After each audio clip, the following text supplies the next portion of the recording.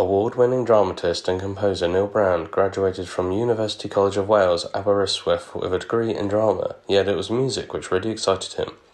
A fan of the silent era of Hollywood, Brand has retrospectively written the musical scores for many beloved Laurel and Hardy movies and remains one of Britain's leading authorities on Stan and Ollie.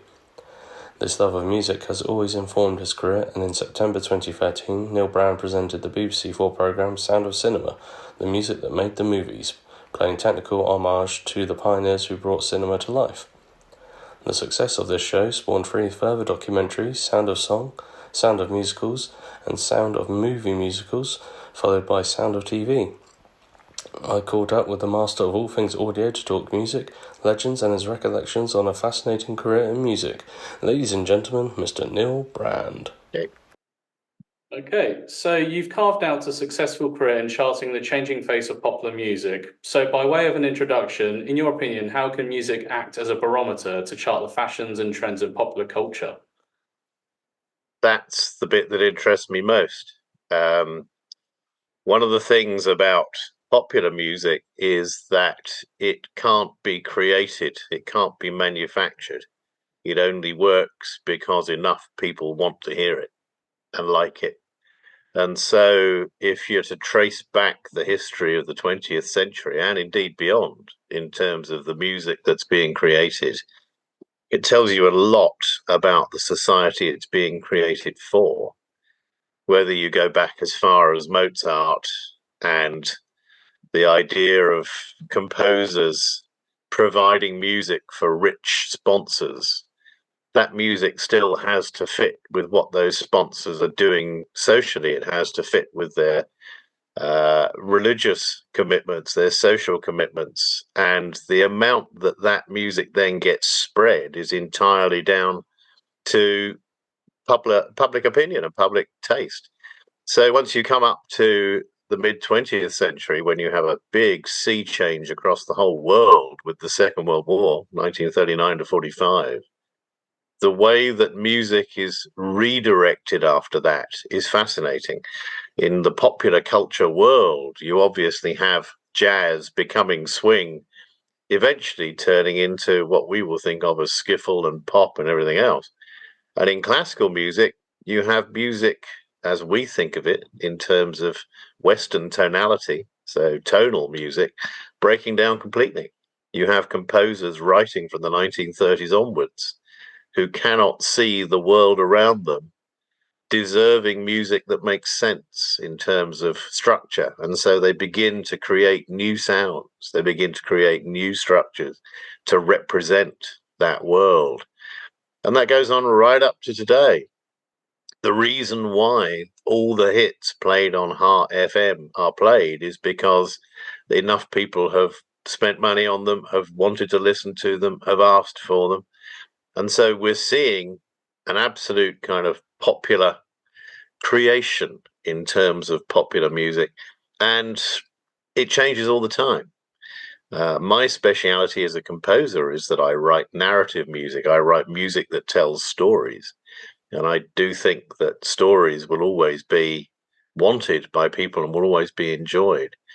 But I could never call myself cutting edge, because cutting edge means a composer who's willing to take the chance of being rejected.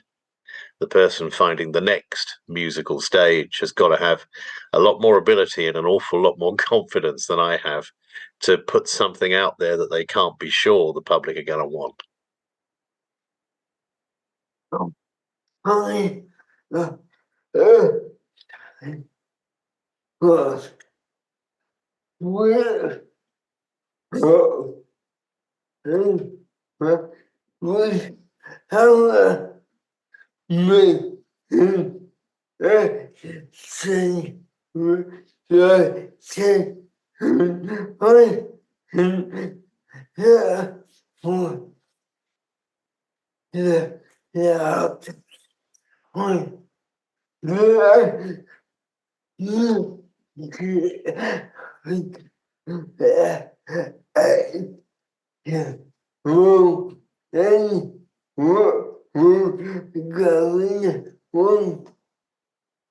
So I'm a big fan of the Britpop era, and without making a sweeping generalization, I think that was the last time really in music that really changed things.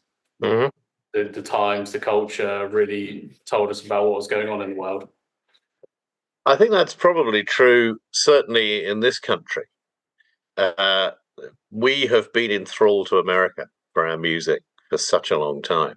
And Britpop was a major mark in the sand that basically said, look, this is coming from Britain. This is something that is homegrown, that is going to take over the world. Interesting how world music has changed so much. And quite often now the revolutions, musical or otherwise, come from countries that, thanks to the internet, we can now hear their music without necessarily knowing much about the background to it. There was, during the breakup of the Soviet Union, there were a lot of ex-Soviet satellite countries, and suddenly their music was out in the net, and a lot of it was revolutionary. A lot of it was about particularly a pop culture and a pop response to repression. And still, I think music can make a difference. It's more of a problem, I think, that nowadays there is so much misinformation and there is so much not known about music and about where it comes from. And I think that's a problem, because I don't know about you, Josh, but I quite like to know something about the musicians who are creating the music I'm listening to. It's if, as in the case of Kanye West or something like that, it turns out that they're doing or saying something I can't agree with or I can't find impressive in some way or other, that music will suffer because of it. People say, well, that shouldn't be fair. Wagner created a wonderful music, even though his thinking was what underwrote the Nazi Party. But there is a point at which I can't lose myself in someone's music if I know too much about them and that what I do know is reprehensible. It's just the way things are. But yes, Britpop was great, and also, I guess, came out of a time when the country was more confident. So the pop music was more confident. You could, I suppose, argue a bit that the I can't remember his name now, but that the guys behind the guys behind Kylie Minogue originally, they were responsible for so much of the creation of those bands.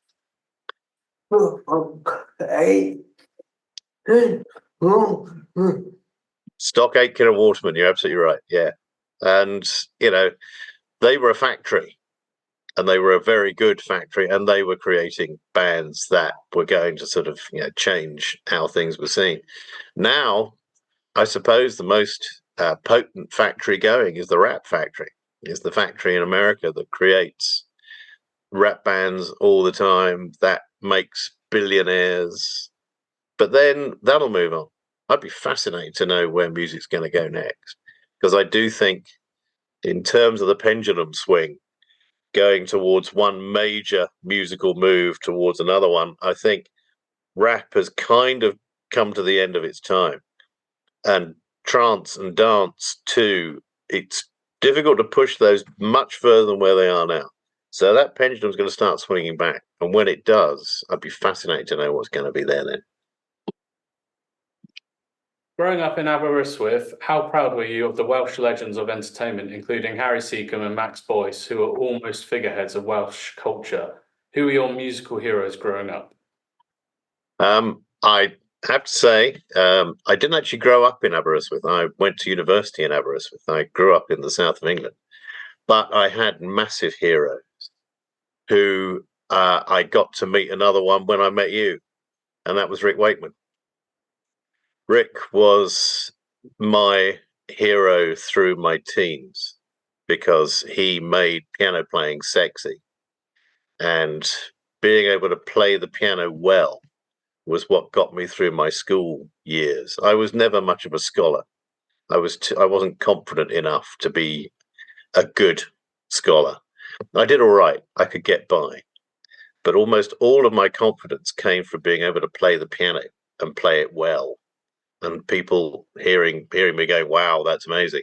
And I wasn't playing pieces. I wasn't heading for a musical career. I was playing by ear. But I could play TV themes by ear, so people were really impressed with that. But then out came Rick, those multiple keyboards.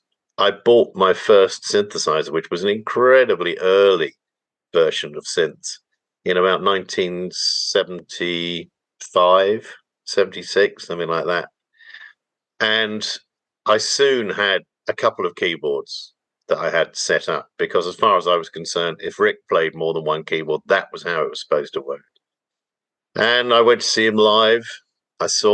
In fact, we managed to get our school to organise a coach to go up to the Royal Festival Hall to see the premiere of Journey to the Centre of the Earth. And would you believe, in the first half, I talked to him about this when I met him at the TPTV festival. In the first half, he played a silent film. He sat at a jangle piano and played a silent film. So I was able to say to him, that's my career now. I play piano for silent films. But the first time I ever saw one live was you.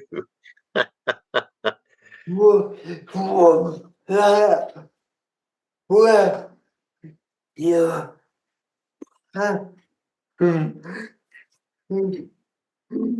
Is that where your passion came from?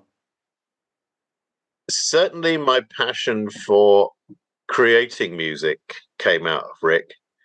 I didn't think much about playing for silent film until I was asked to do it once. And I was asked to do it by a film society in the south of England, on the south coast in Eastbourne.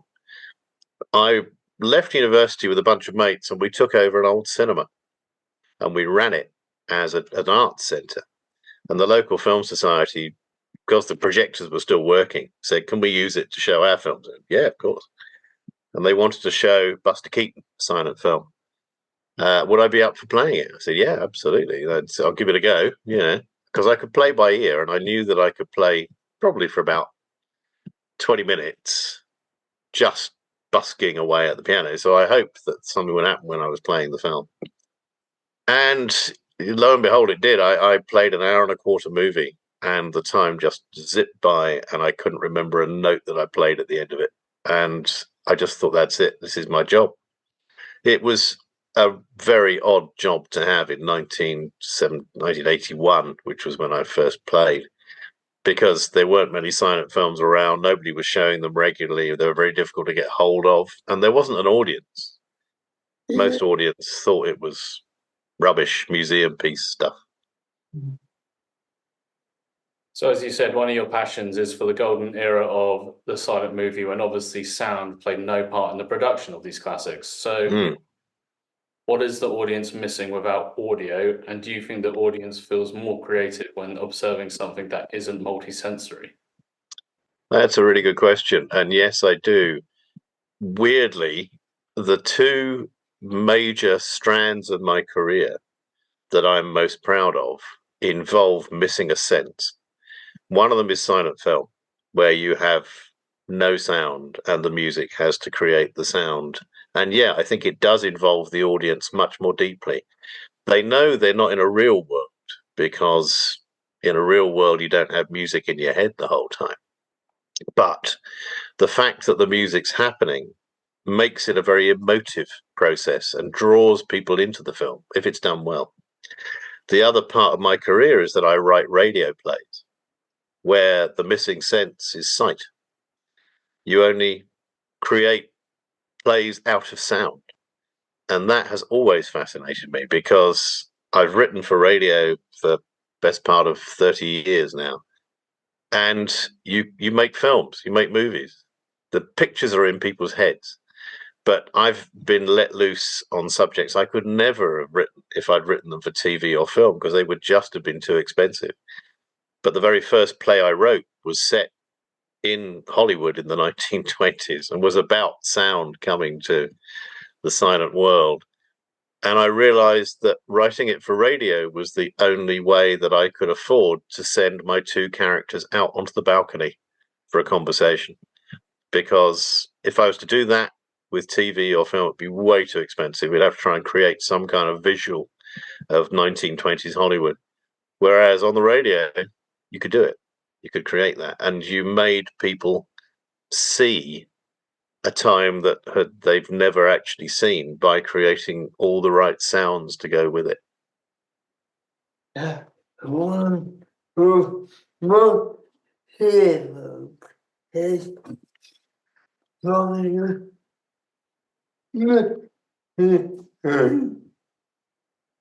and we has been good so what on right her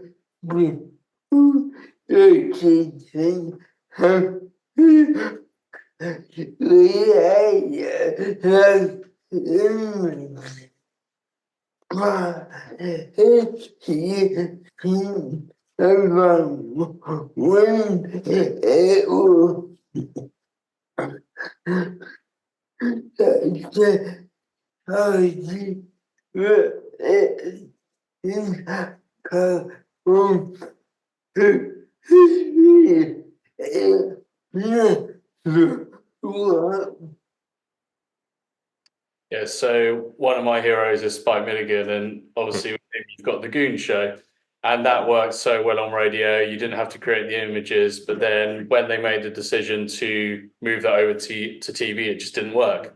Yeah, I loved the Goons and still do. And that whole thing that Milligan sort of invented, I guess, gets cleverer the more you listen to it.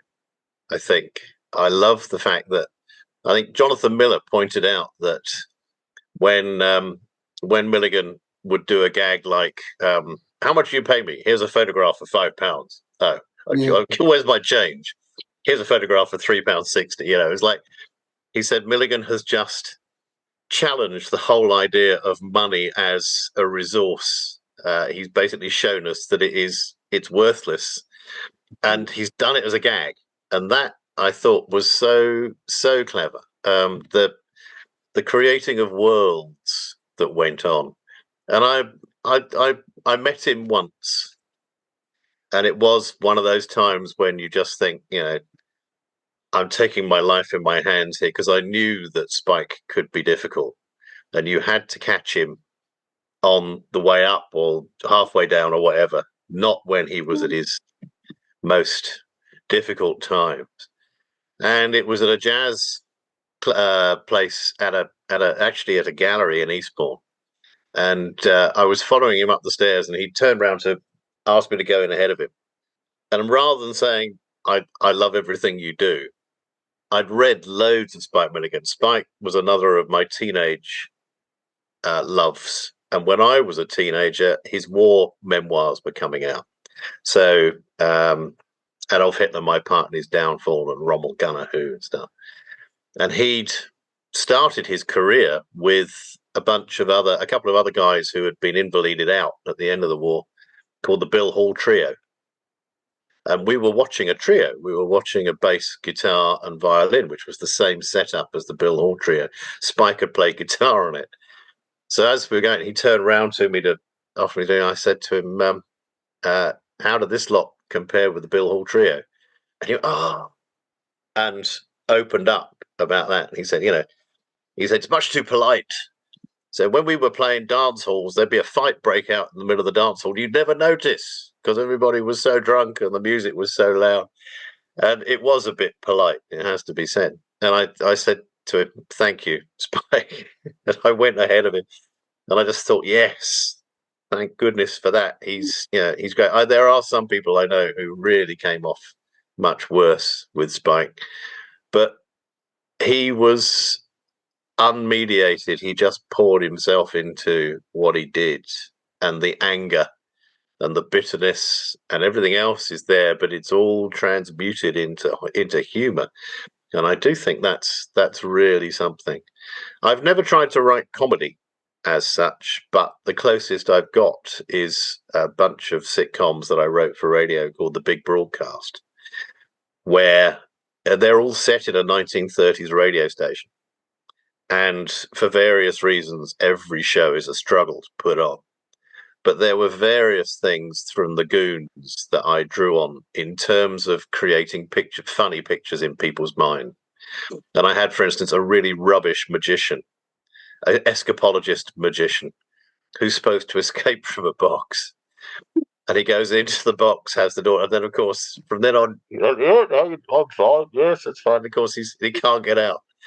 And that whole thing of an audience, because we used to do it live in front of an audience at the BBC radio theatre, and the laughter that built when you were doing purely sight gags. I had a tap dance routine, and it was literally three of the cast with tap shoes, with a table in front of them doing the routine. And every now and then, hey, let's throw it in, it's like, and it was just hilarious. And that's the closest I've got to how much fun they must have had recording the Goon Show with all those amazing sound effects and wacky ideas. Yeah.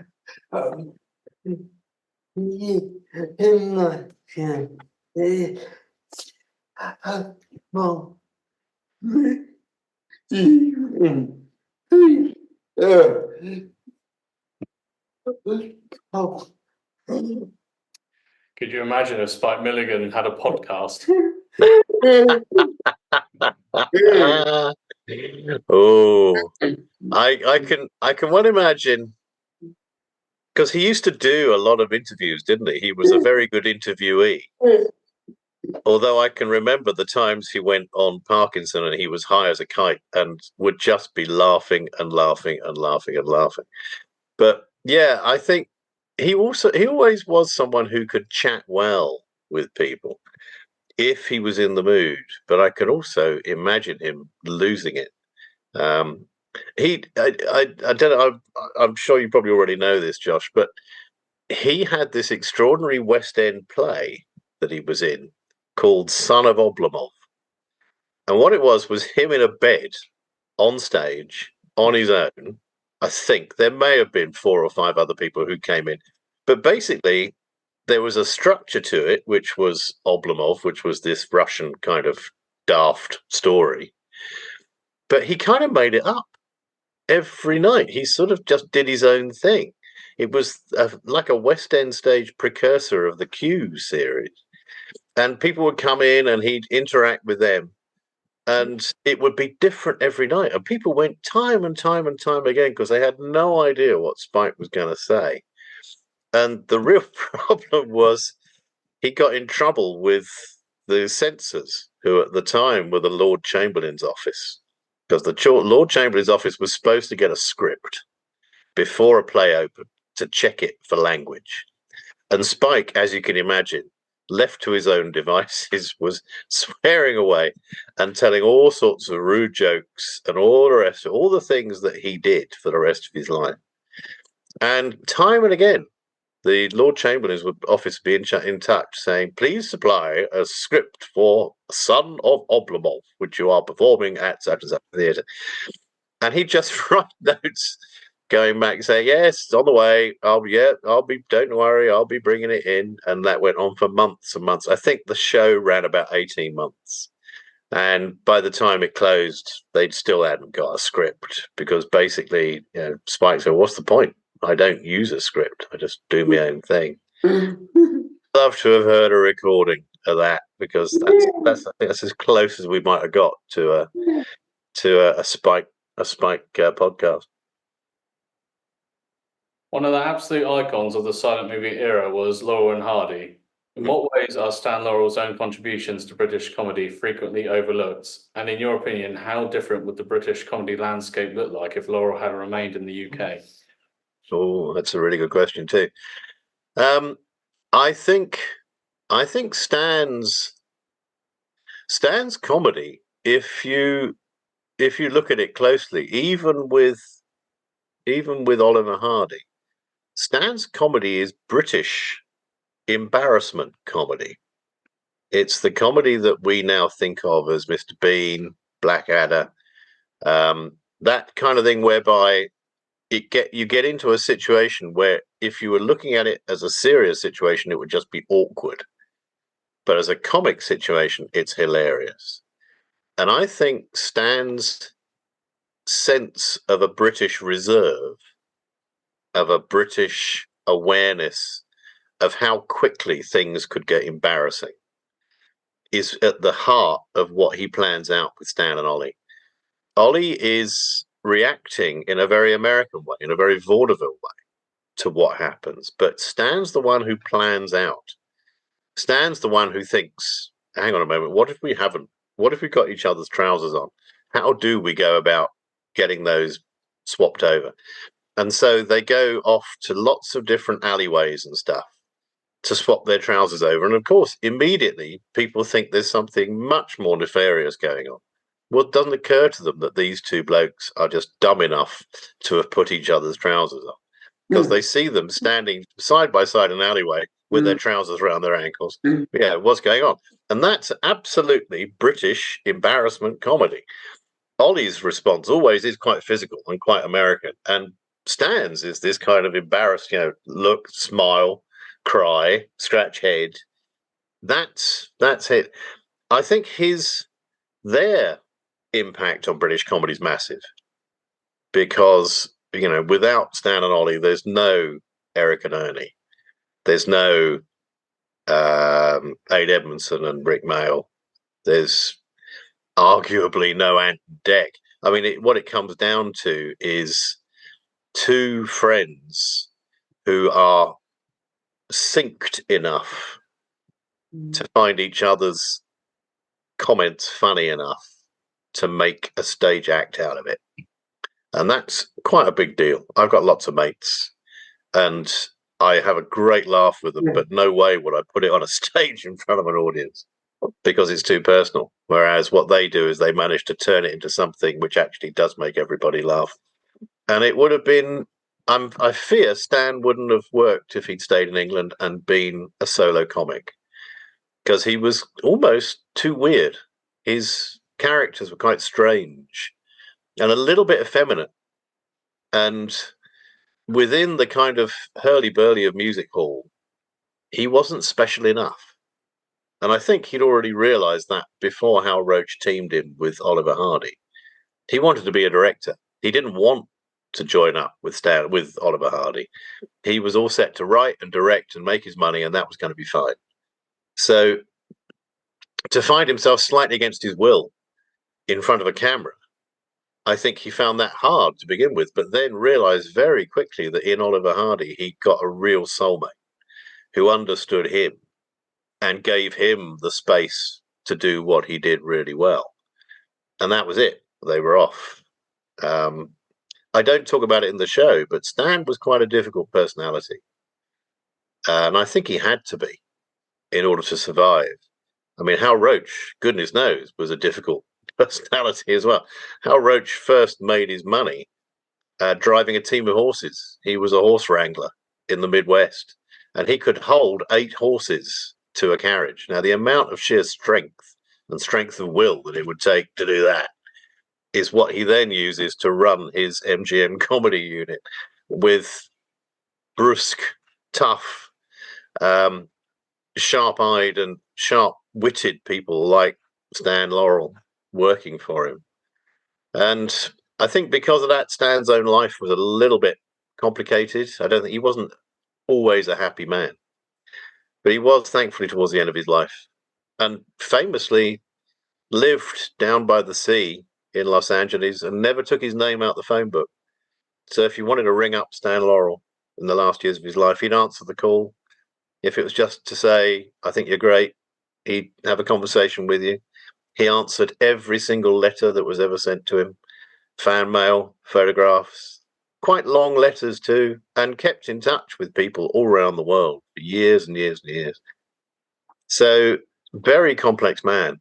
And I think going to America, although it wouldn't have seemed so at the time because he had such a struggle when he first arrived in America, It was the best thing that could have happened to him. See, take both were you and Percy drug. So do you think Vic and Bob were like Laura and Hardy but on drugs? That's exactly what I think they were. Yes.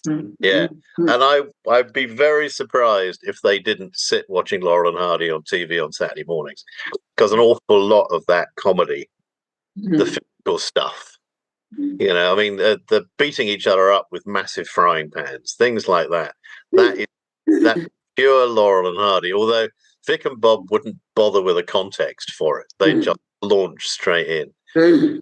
Yeah, and I think in a funny sort of way, the drugs must help. Although I don't think they help Vic much towards their later years.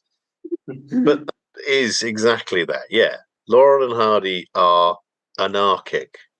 They don't follow the rules. They break the rules. They do things the way they want to do them. And that's absolutely Vic and Bob. And I think if Laurel and Hardy had been running a game show, they would have been running the one that Vic and Bob ran for years and years, where everything that can happen was just silly. And, you know, the dove from above and everything else, I can see that absolutely as Stan and Ollie's best attempt at making a TV show.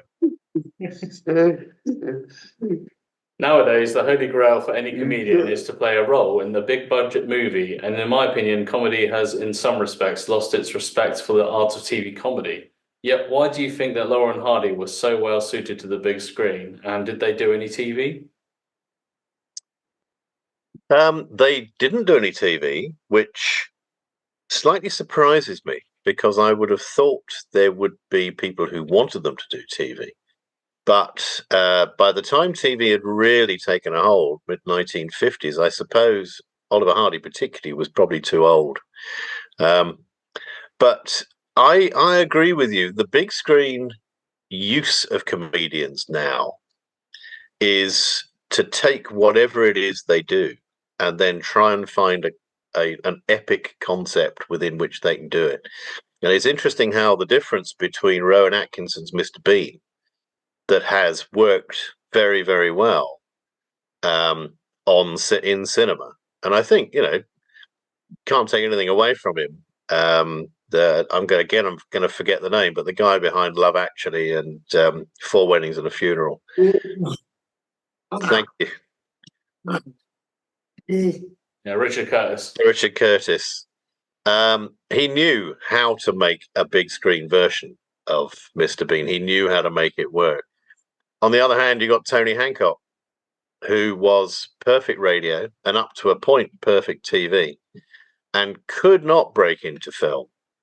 I think for the simple reason that that very comic persona that he got didn't suit anything large. He needed close up. He needed to be on a close up TV screen for you to see his face, to hear him talk. And all of his life was about being at the bottom of the food chain. You know, he lived in a squalid little 2 up, 2 down in East Cheam. His life was all bounded in by the pub down the road and whatever Sid James wanted him to do, and having to live with Bill Kerr and those things. And everything that's funny came out of those relationships. As soon as you try and make him an artist, or, you know, the Punch and Judy man or whatever, it's not going to work to the same degree. Same thing with Michael Bentine. They tried it with Spike. Spike had Postman's Knock, which is all right, but it's really not Spike, because they actually straitjacket him in a character that we would recognize as a postman who's got ambitions, you know. And Stan and Ollie worked on the big screen for the simple reason that Stan knew how to make a gag work for the camera. He'd spent years and years and years doing it. And I think it's really interesting that the best gags, because I was a huge fan, and I'm sure if you liked Spike Milligan, you probably were as well, Josh, of the Zucker Brothers films, Airplane, and all those, the Police Squad one with Frank Drebin. Those are so much about sight gags, but they're done in such a way that they're not necessarily drawing attention to the sight gag. So things happen in the background. Aardman are fantastic at that. With every Aardman animation, you see the show, you see the film, you see the story, and then you watch it again to see what's going on in the background.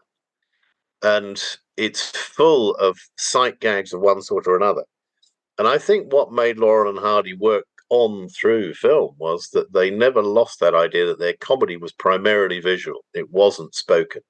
They could do spoken word, and they obviously make people laugh with and all that kind of thing. But the bottom line is that we were laughing at what they were doing, not what they were saying. And that's great. And there aren't many comics who can make that work on screen. Jim Carrey, arguably, yeah. British, I mean, there really is virtually only Rowan Atkinson that can make something like that work. I think Steve Coogan's quite good, but I find Steve Coogan just too dark. There's a kind of odd lack of generosity about Steve Coogan. A little bit like the music that I like. I need to like the person to find them funny. And I don't greatly like Steve Coogan. Not that I've ever met him. I'm sure he's a lovely fella. But his persona, and even the persona of the radio interview, just leaves me cold. It just feels, yeah. Anyway, that's me, and that's not a general point. Well, it is a general point, but it's not specific.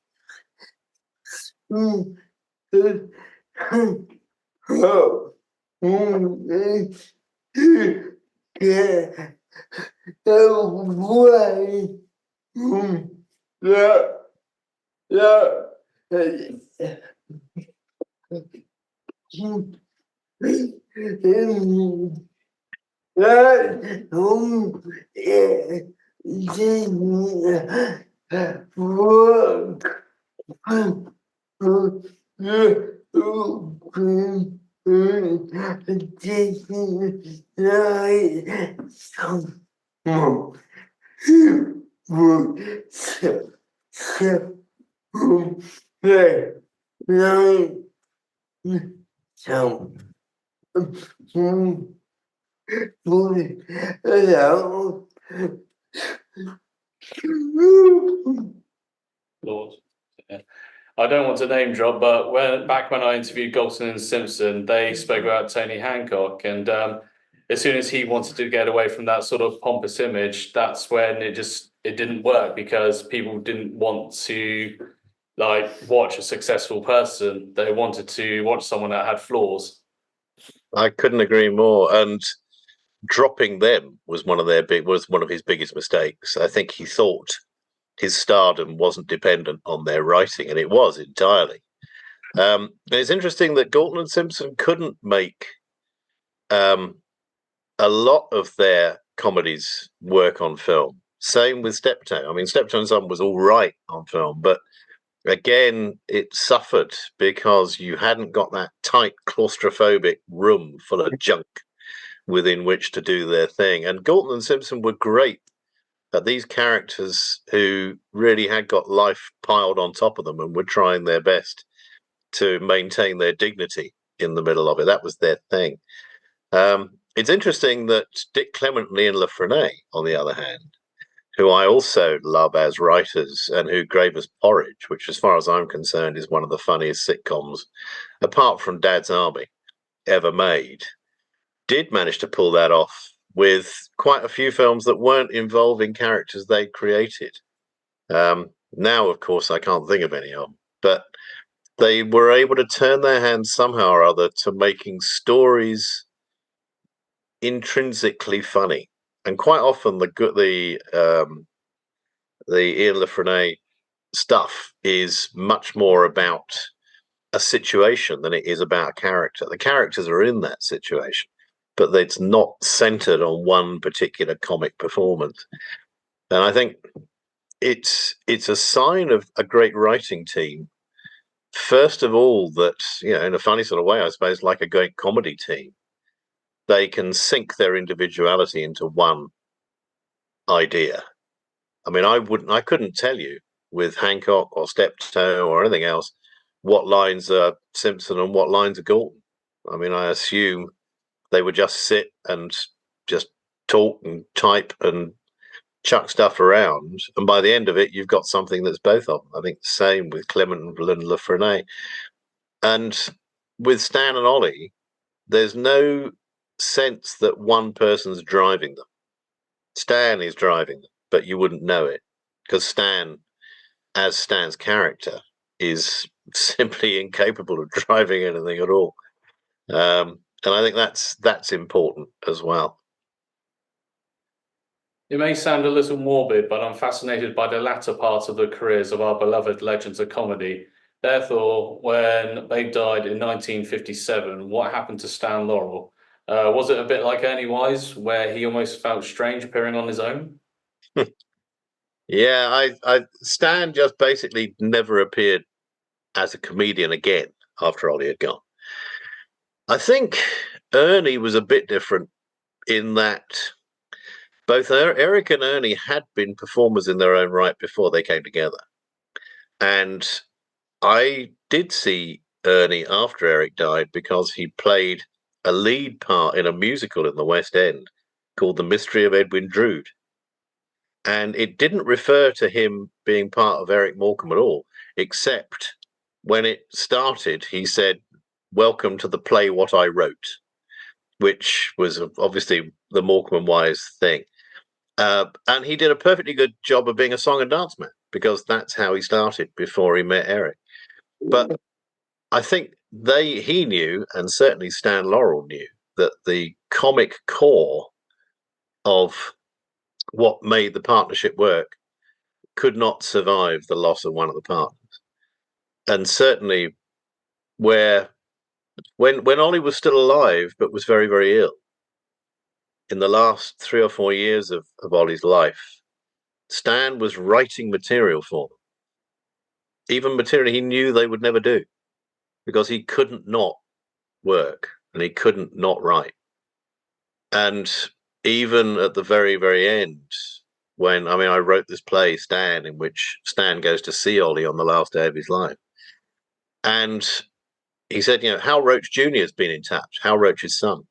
And he's doing a new TV series of fairy tales, and he wants us to be in them. It'll be just like the fairy stories we made, Kids and Babes in Toyland and stuff like that we made in the 1940s. Won't it be wonderful? And he knew it was never going to happen. But Stan alone, I think, was too hard for him to bear, except he did come to some kind of a contentment after Ollie went. And I suspect it was the Oscar. The fact that they finally did win that Academy Award and Stan was still alive to be able to go up on stage and collect it. And that he was so loved and that they were so loved and that their films were still being shown. People ask at the show, were they very rich? And, well, they never made fortunes out of what they did because Hal Roach would make sure that he was the one who made the money out of releasing the films. They never owned any of their own material. And also they had multiple wives. They had all sorts of money that was going west on alimony and goodness knows what else. But they were both comfortably off. And I think Stan lived for them as a partnership. And once Ollie had gone, all he could really replace it with was to ride the wave of the love that existed for the two of them around the world. And he did. And if anything, made them even more loved because he was such an extraordinarily generous personality himself. Laurel died in 1965, right at the peak of the TV variety boom of the 1960s. What do you think he made of the phenomenon of light entertainment? Well, he did actually say he didn't like much of it. I'm not surprised. A lot of it was verbal. I think this is part of the problem. And Stan didn't do verbal except with Ollie. And I think he found a lot of the more modern comics just too in your face, not subtle enough. He was friends with some of them. He was never particularly friendly with Charlie Chaplin, but then Charlie Chaplin was never particularly friendly with anybody much. And there's a sense that some of the other greats from that time, George Jessel and even the likes of Al Jolson, people like that, who'd been around at the same time as Stan Laurel, went on to try and do telly and to do TV stuff and to do remakes of their films and all the rest of it. Stan wasn't into any of that at all. And I think Stan's own nature was quite a private one. And I think part of what hacked him off about TV comedy of the 50s was that there was a lack of dignity to it. Even though Oliver Hardy falling down a chimney covered in soot is hardly dignified, there's something about Stan and Ollie and about their comedy which is quite strangely polite, even in spite of all the anarchy. And he didn't do it for him. So what is Laurel and Hardy's legacy? Well, I think it's multiple. I think the fact that the likes of certainly Aidan Rick said we bonded over Laurel and Hardy. Eric and Ernie shared a bed because Stan and Ollie did. And what I'm finding on the tour is that 100-year-old comedy still works. And the moments that work best are the simplest and most immediately funny. You didn't see it in the show, but I do show a little bit from one of their sound films in which they end up actually destroying an entire house by falling through it on a ladder. And you know that the guy in charge of the building work is in the house somewhere. And they're lying amidst all the rubbish and all the wreckage on top of a door, which is flat on the ground. And you suddenly hear, and they're both looking around in amidst this wreckage. And Stan says, "Come in." And it's so basic because there's nothing for anybody to come in.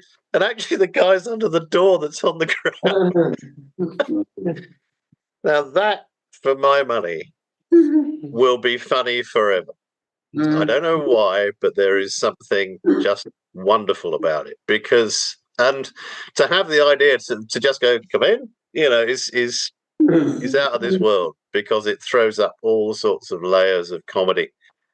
And that is their legacy, is that they came up with timeless stuff time and time and time and time again. And it's such a pleasure to be on the road with it, I have to say. Another pioneer of the silent era is Chaplin. In what ways do you think he created the footprint for the modern movie star? Well, I think in two ways. One is that he knew how to create vehicles for himself. And he took a long time to get to the stage where he could have total control of those. He worked for two other companies, Keystone and S&A, before he was able to have complete control of his own films under Mutual. And in that time, he'd watched very carefully all of the filmmakers he'd worked with, Max Sennett, some of the other comics like Ford Sterling, and knew how the camera could record comedy and how comedy worked at its best in front of the camera. So that by the time he's making Mutual films like Easy Street and The Immigrant, stuff like that, he knows the situations in which his own character is going to work to its best, and becomes this massive icon around the world in 1916, in the middle of the First World War. Extraordinary. But he also, I think, created the idea of a star, first of all, by becoming the first actor to earn $1 million. But secondly, to make sure that people knew about his lifestyle, knew about his life, knew about how he made his film. He was one of the first to regularly release materials about what he was doing and where he was going next, because he knew that audiences wanted to follow their stars and wanted to have background to them as well. He made his life available. He talked to the gossip columnists. He sent photos out. He had people come and see the new studio when he built that. He knew how to promote himself, both as a person and as a character. And everything took off after that. And arguably, the most successful studio in Hollywood, MGM, made its money and made its reputation through the star system, through making stars. It started off by giving Lillian Gish the chance to produce her own films. In other words, and she'd been a star back in the early days with D.W. Griffith, but giving her production money and saying, right, create 3 films in which you star, in which people can come and see you doing your thing. She made 3 brilliant films in the 1920s that all burnished MGM. But MGM had also been very careful to snap up Lon Chaney.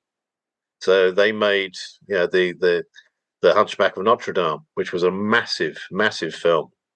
And then they discover Garbo. And Garbo's even more enormous. And then they discover Clark Gable, and Clark Gable's massive. And by the late 1930s, they're making Gone with the Wind, which is the biggest film of the biggest book ever. So that whole thing of stardom is the basis of the Hollywood system, and is the reason why people would go and see MGM movies rather than somebody else's movie, and why the smaller studios, the ones who were really kind of scraping a living, Republic, even Columbia at times, were using stars who weren't stars. They were using names and hoping they could create stars out of them. Yeah. In 2013, you fronted the BBC4 documentary Sound of Cinema. What conclusions were you able to draw about the relationship between sound and film? Well, that was a major event for me. I had written a book before I made that series in which I interviewed film composers. And in which I have to say, I'd mostly come to terms with the idea that they had to give up their freedom in order to write music for film. And I've never been a full-time film composer. All the films I've scored music for, the directors are dead. So there's nobody to tell you what to write, which is fantastic. But what I think I came away with more than anything else was that the world of film scoring was one in which these incredible artists, these musicians, had to have a very in-depth knowledge of drama and understood how drama worked and what it was they were scoring. Because for the most part, the great film music doesn't score what you see. It scores what's going on beyond what you see, beyond the title, if you like. And that was really where my interest lay, is how music could completely change what you saw on screen. And that was really the basis for how I went into scoring silent films. I think, good music turns a silent film into not just something with sound that works, but it actually changes the nature of the film itself, gives it a depth. And particularly for a modern audience, you can bring such modern techniques to it. But I really felt that the craft of film composition wasn't anywhere near as highly sort of seen as it should be. And a friend of mine in Los Angeles, John Burlingame, who is the variety correspondent for film music particularly, and film music historian, has said, in terms of John Williams, if John Williams has one legacy aside from the vast amount of amazing work that he's done, it is that he has made film music absolutely valid in terms of the classical repertoire. I think John Williams is as great a composer as Mahler. It's just that he happens to be working in film music rather than in the concert hall, although he does work in the concert hall. But Mahler would give his eye teeth to produce the number of famous tunes that John Williams has, and that, I think, was more than anything else was my takeaway from that, was the vast breadth of truly great compositional work that had gone on in cinema that hadn't been properly recognized.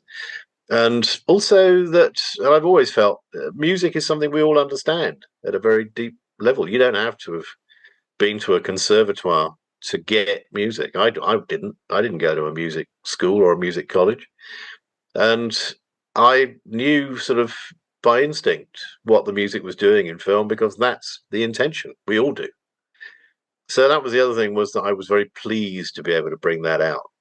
That music is actually, it's a common currency. It's something we all understand and we all respond to. And the great film composers know that and know how to manipulate it to get the effect they want. You followed this up with the sound of movie musicals. What were the elements of the story which surprised you, and what did you learn about the relationship between movies and musicals? I was very lucky to have a producer on that series called Ian McMillan, who I hadn't worked with him before. That was the first series that we made together. He'd made a fantastic series for Channel 4 about 20th century classical music. And I just knew that he was who I wanted to produce my show. And he was fantastic, because he would basically hit you with stuff absolutely out of left field. I'd be saying, okay, well, movie musicals collapsed at the end of the 1960s, right? Because we have all those huge shows that fall apart, and everything that had gone before. Singing in the Rain had been a massive hit in the 1950s. Gene Kelly comes back to direct Barbra Streisand in Hello, Dolly, and it flopped. And he said, well, no, you're forgetting Cabaret. Huh? And yeah, of course. And you look at it, and he then went into detail about Bob Fosse and what Fosse was and what he meant, all that sort of stuff. And sorry, the printer's suddenly started up next to me here. Just a second.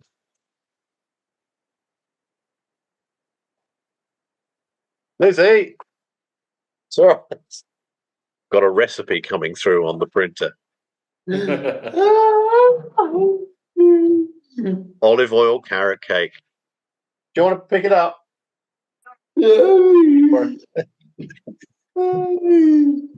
So Ian opened up all sorts of areas of inquiry, but also I think it came out of the fact that the musical series that I'd done just before about stage musicals had been really successful.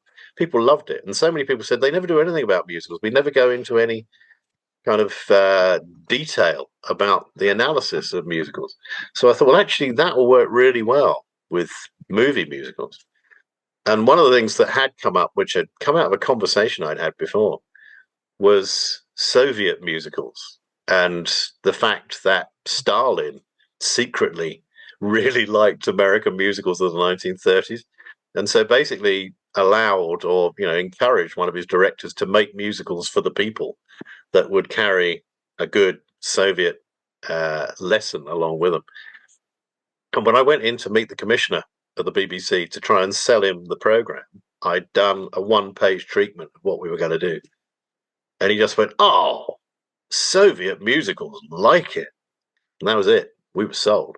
So that whole thing of musicals on screen was actually mostly about secret history. It was about stuff we didn't know. And that has always fascinated me. And I've always relied hugely on my collaborators, Ian particularly, to bring me the stuff that I didn't know about and, let me run with it. And that was the big thing with that. The Generation Games theme tune is now so iconic with a particular demographic that just the first few bars can automatically transport people back to a specific time.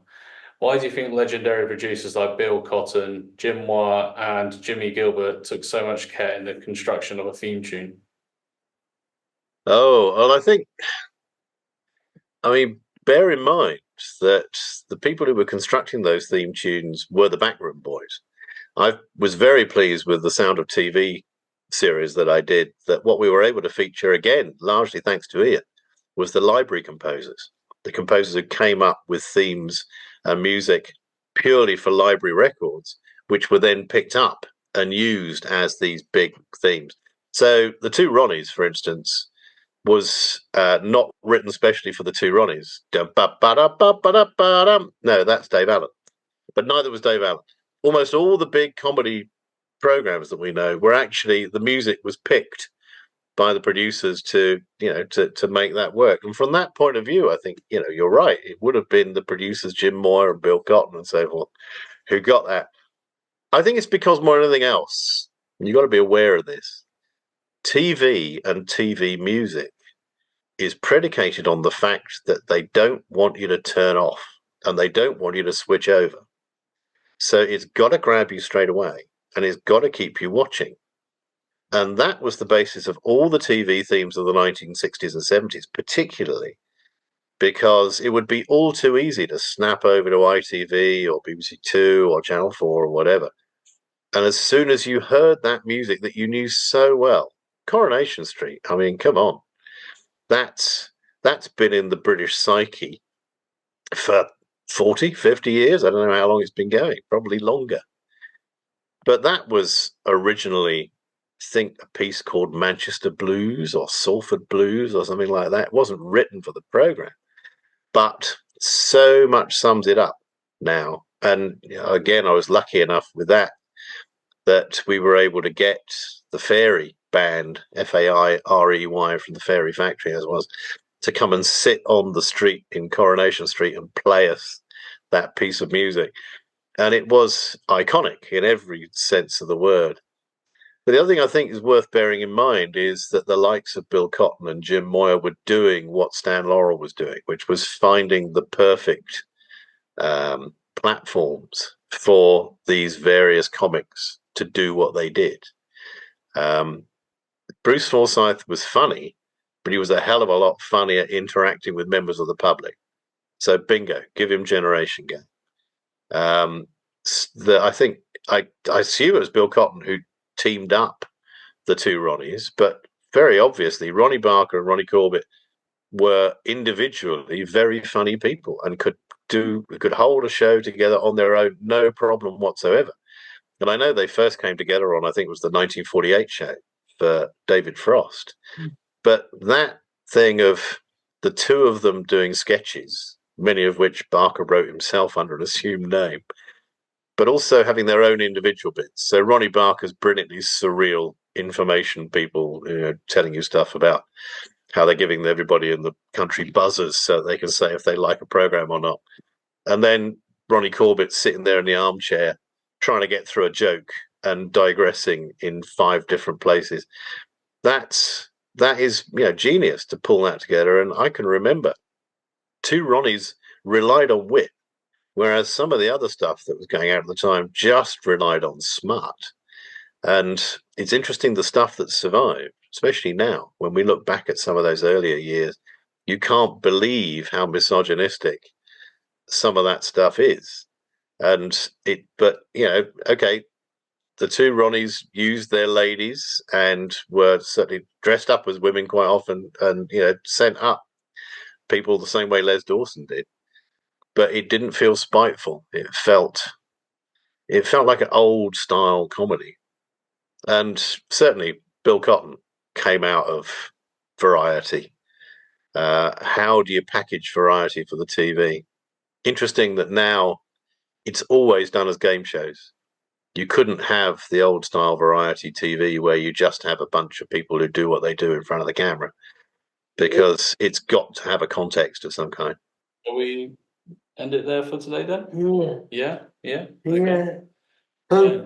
Just tell me about the film, Josh. What was the film you wrote? One, two,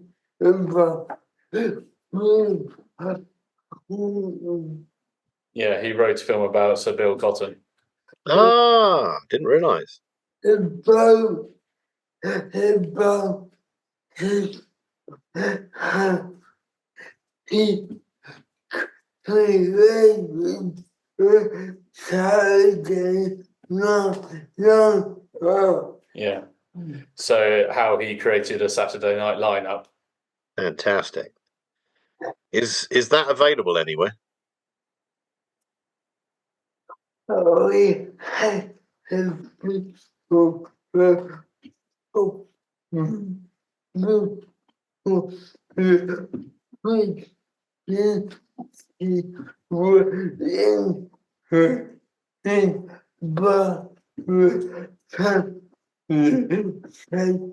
no. Yeah, Josh came across with a problem with that because the BBC were interested, but the family weren't. Oh, what a shame. I'm surprised, but then what a shame. I'm really sorry because that sounds like something that would have flown. Sounds a great idea. They were in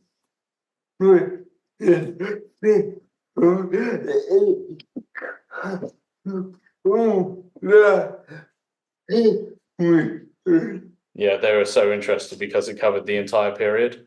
Yeah, absolutely. Oh well, never say never. It's at some stage, there may be some member of the family in a next generation or whatever who wouldn't mind seeing that, and I'm sure that there'd be people within the TV world who would still be interested in a script like that.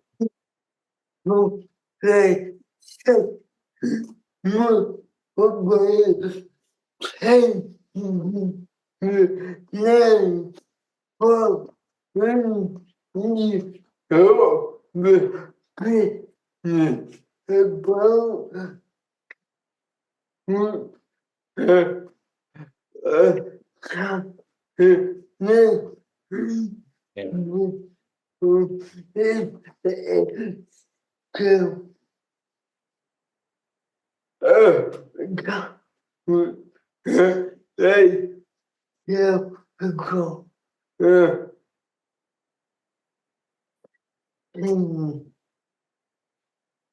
So yeah, they said about changing the names and things, but then like you go into the whole thing about character assassination. So Yeah, nah, it's not my thing.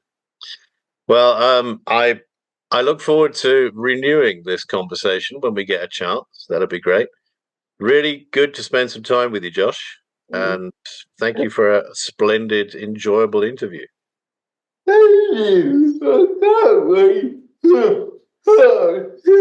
yeah, thank you very much. I can't wait for part 2.